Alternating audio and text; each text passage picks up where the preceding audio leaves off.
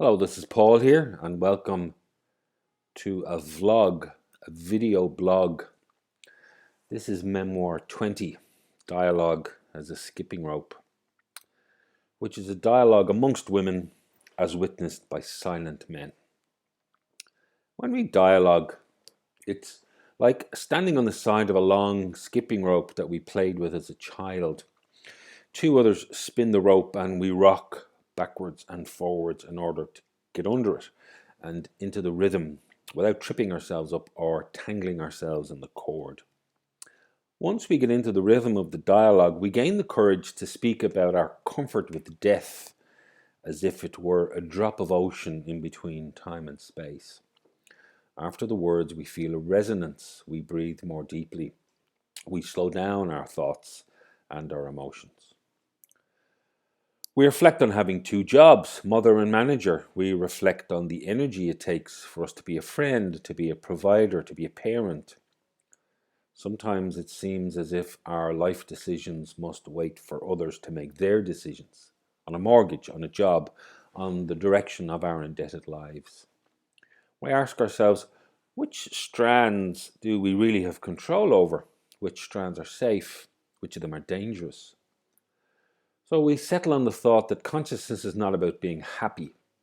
If it were, we wouldn't feel so threatened by the shadow of the patriarchy of silent men who do not know their heart's desire and who operate in the world from their head's intentions. We're dialoguing today with the intention to understand each other, while some of our men sit in silence for the entire session, witnessing the women in sacred communication with each other. We touch on whether or not the masculine is indeed the stronger part of us, or if this is just a fallacy. We see that masculinity deflects religion, politics, and nature in one fell swoop. We know that some of the men we know do not like to discuss matters of the heart or their emotions. We realize that safety amongst them is a personal journey and a matter of personal responsibility. We see that truth means standing our own ground when we are judged. It means maintaining our external pose of strength or perhaps of professionalism, while internally we are in pain and suffering caused by the gender who witnesses us. It's not always men that degrade women, sometimes women degrade each other, and these wounds are deeper and more hurtful. So, how do we inspire women to celebrate and aggrandize themselves? How do we help them to know how amazing they are? One of the women noticed that she is starved of the company of other women in her life. She's left with no choice but to admire men. One woman says that as soon as the word mankind is mentioned, she disappears. The limitation of language speaks out of existence and speaks her out of existence. She sees that the spelling is not an inclusive spell. She disappears into her body. She doesn't feel included. And as we try to notice the thought before we speak the word, the very thing we meet is the present moment. And we sense how much time there is in that present moment. It's full of awe without being awful. We wonder who we shall be if there's no payoff in this lifetime. Growth provides us with no guarantee of being pretty or even of being painless. Some of us sit in the role of observer, but who observe the observer? We notice the words patriarch and matriarch, yet we've never heard of the word natriarch, which contains them both. Perhaps we need a new language. Still, when women become too powerful, patriarchal men say, "Now, young lady," as if they were speaking to a child. Immature men continue to exert unconscious control with their very thoughts, never mind their conscious actions. We stumble upon a big secret. Mostly, men make women laugh to themselves. We are asked to meet the chaos with love. But over time, internalized depression takes its toll, and all that we learned from our mother becomes us, whether we like it or not. So, if our mother hated women and loved men over many years, we may find ourselves unconsciously imitating her. When women reach puberty, Menstrual cycles make it more complicated to run with the boys. We are asked to become a Disney princess, but is this genuine femininity? What do we even compare genuine masculinity to anyway? Prince Charming. If there were no such thing as patriarchy, what would femininity be like? Don't we already take control of our families and at the same time allow men to feel as if they're in control so that they feel powerful? In a household, we are given the impression of entitlement. We're told to get to be whoever we want, but with so much immature ego at play, we soon realize that it's up to us to keep that entitlement intact. We wonder, what does a balanced lifestyle look like? Does it mean equal pay? But what about all the unpaid work? Does it mean being a mother and a father at the same time? Does it mean creating a happy medium in the home so that nobody has to adjust too much or too little? We notice our topic and how it changes our mood as a group of women being witnessed by a silent group of men. We notice how the word creates the dynamic and it taps into the power of the circle.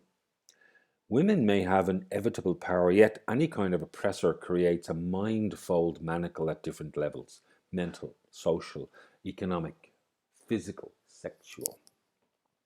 We think about how the impending technology expansion will affect the status and power. How will the power dynamic change? How can we call out what's happening when the rabbit hole opens up and we all get swallowed by it? Where is our Billie Jean King? How can the grandiosity of what she did for women be balanced with her naivete in her real life away from the tennis court? Are women only here to complete men? Are we bait in their game of cat and mouse? Perhaps women's power and their inner power has been disabled by political and social correctness. Perhaps it's been restricted by chivalry. A woman has a terabyte of power in one simple glance, and any person on the end of that glance knows it. Such a glance brings a shiver to his spine. Yet, each of us have to avoid getting baited by the other. We think about the mania of irrationality. We think about the irrationality of mania. There's only one source from which the power is sent, and sometimes we just need to turn down the volume. Some of the women don't want to play the game anymore. We've been indoctrinated into rules and it catches up after a while. Tradition, religion, and being the head of the household as a single parent have taken its toll. We learned how to serve men. We learned how to run the house. Some of us are not allowed to work in certain cultures. We are automatically told to look after the children. The natural power that creates the earth is asked to bow down to the masculine system. If a man can do it, then a woman can do it too. Take karate, for example. But, as the law of attraction suggests, the more we fight it, the more we attract it. Some of us know what it is like to be sexually harassed on the second day of work. We're asked to pack our sexuality in a briefcase and to behave like a man. When a woman's skin is a different color, it adds an extra ism to the mix. We're asked why we want to play in the man's world of economics. Is it to use our brain, to have a job? Is it to honor the liberation of the 60s? We have to go from being daddy's little girl to protecting ourselves from predators and vampires. Men made this world. They choose it. We think of our mothers who created the soul of a family yet who were trapped in a relationship. We think of the fathers who were only doing their best. We understand why they did what they did and why they did it. We think about the negatives and the positives. Adversity has softened us. This is how we learned forgiveness. Our daughters taught us that if love were a person, it would be embodied in them. And this was all we ever needed to hear. These are enough words for one lifetime. Raising a daughter also raises a mother. Women appear to have one simple truth to experience: how to remain in integrity with their heart. Life is short, and there's no shortcut to get to the juice of it. We meet adversarial forces, and we're told that it's for our own good. It's a beast, and it's the beauty at the same time. We are told that we need to be taught a lesson, but we forget what the lesson is because the wounding is far too severe and it lasts too long. There's a higher majority of women in marketing and HR roles in corporations, and this is where the feminine is invited but not allowed to be. The requirement to report on every little thing makes the role masculine, and sometimes men are more feminine because they have time to do so. They are not shackled by an ERP system that gobbles up dead information. There's as much feminine toxicity as there is masculine toxicity, and gossip's a good example. Women are experts in working each other out of the group. Underhandedness is a common tool that women use against each other. They adopt a toxic version of it.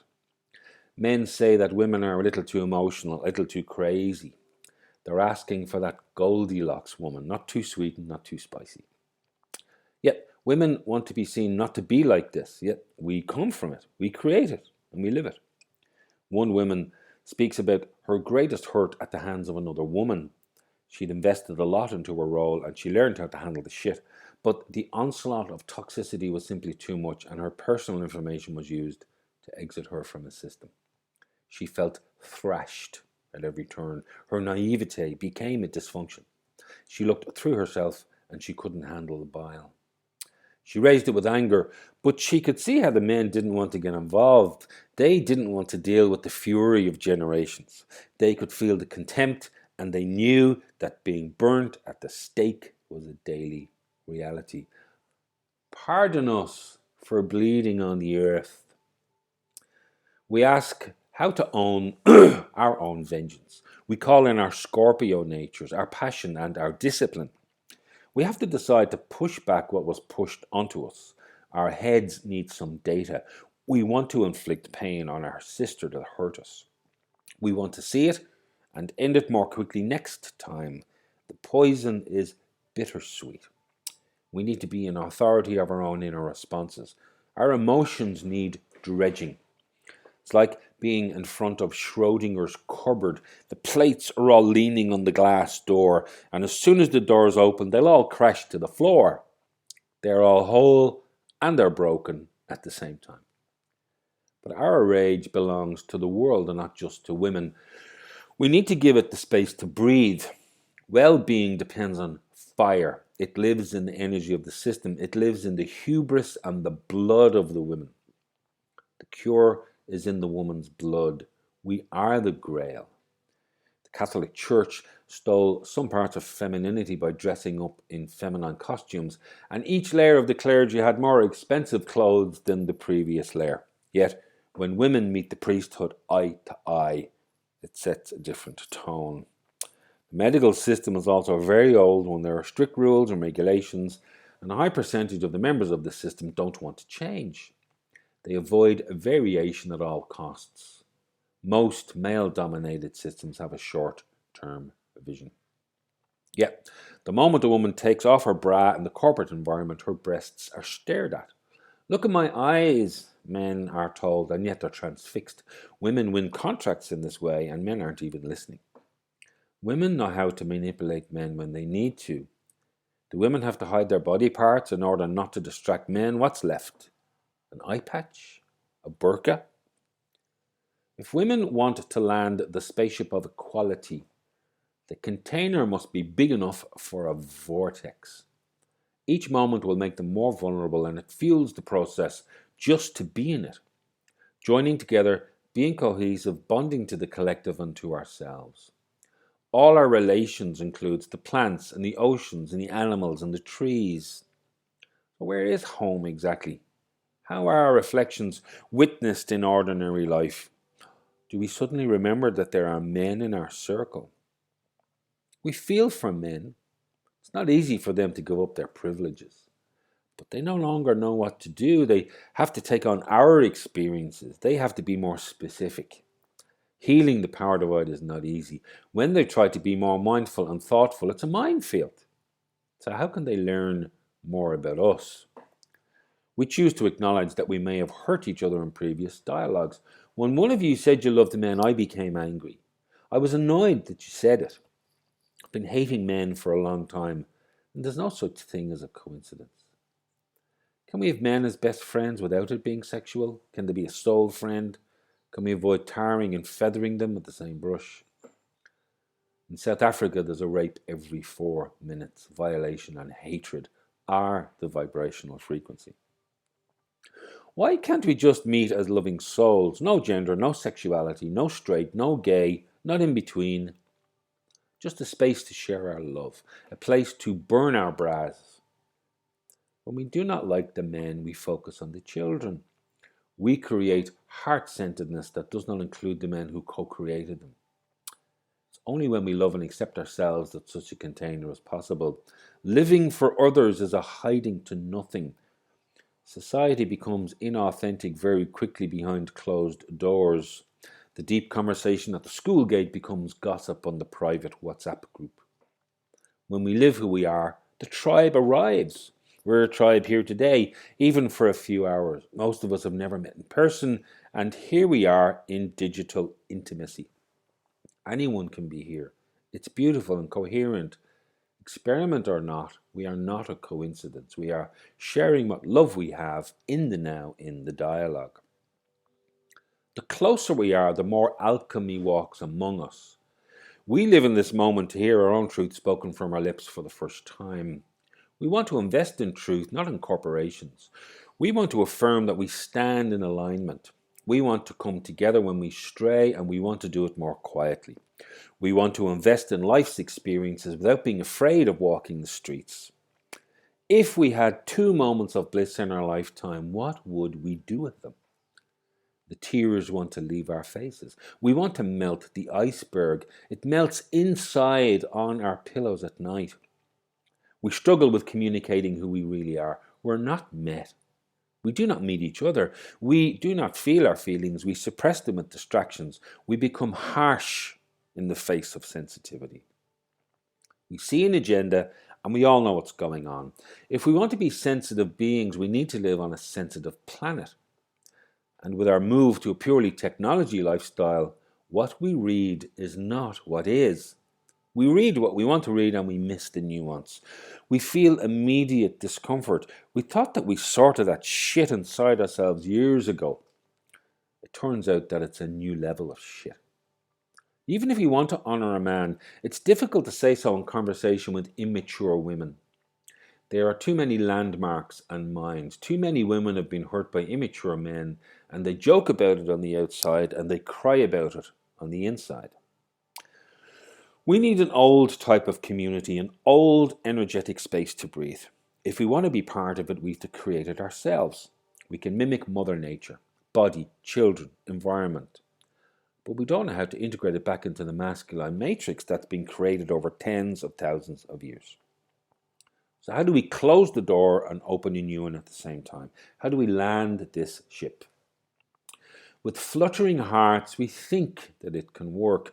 We feel something shining in the distance. In small groups, if we are protected and witnessed by men, they become guards of our heart's intentions and of our deepest desires. Something new emerges inside us, which is the size of the expanding universe. It's good to feel like a woman. We speak soul to soul. There is freedom here under this skipping rope. We don't have to suppress our creativity. We're true to our own listening. We can tune into understanding. One day, we need to listen to the men at a different level, not just with our ears, but with our hearts. We need to drop the politics of loathing. We need to drop the facts and listen to what is in their hearts. Men are often an emblem of some kind of male image, but what of those who are not? What if men need to be more feminine, but the other men do not let him?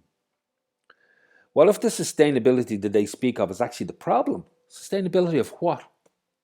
Surely all the capitals that fascinate them are social relationships in process. What if capitals are just the instrumentality of thoughts? And what if the thoughts are incoherent? Look, we're all rats on a wheel of some kind or another. But the earth is a circular system, yet capitalism and socialism are square. We need to find a digital monastery to go to be quiet. We need to find the sacred in the mundane. We need a new model of spiritual capital. We need a model of cosmic capital. We've to go beyond our own understanding. We've to go beyond what we feel and to touch what touches us. We've to go beyond ideology. We have to tap into pure consciousness and awareness. It's all metaphysical. We need to channel more. We need to go on sacred journeys every day and not just once in a lifetime. We're all on the same journey together, and it is greatly mysterious. We can easily tap into ideas of how things might work, and we can check through dialogue if our concepts are related or not. We need to paint a bigger picture than our own ego can imagine. We can tap into the unending light, the light of the souls who've gone before us and who'll come after us. We need to go beyond the philosophy and the spirituality that defines us. We need to think beyond concepts into the great unmeasurable love that women feel all the time. When our feelings meet our intentions, we step into pure power. Universal love opens up anyone's heart. It doesn't really matter what you think. It only matters that you think. The need to leave your thoughts behind, or at least to watch them as they pass by incoherently, is paramount. We need to block beauty and identity. We need to suspend likes and dislikes. We need to shut down our filters of pain and suffering and belonging. We need to see the inner conflict in our thoughts. We need to leave these places we've created for ourselves, even for a few moments. We need to unbox everything we were taught.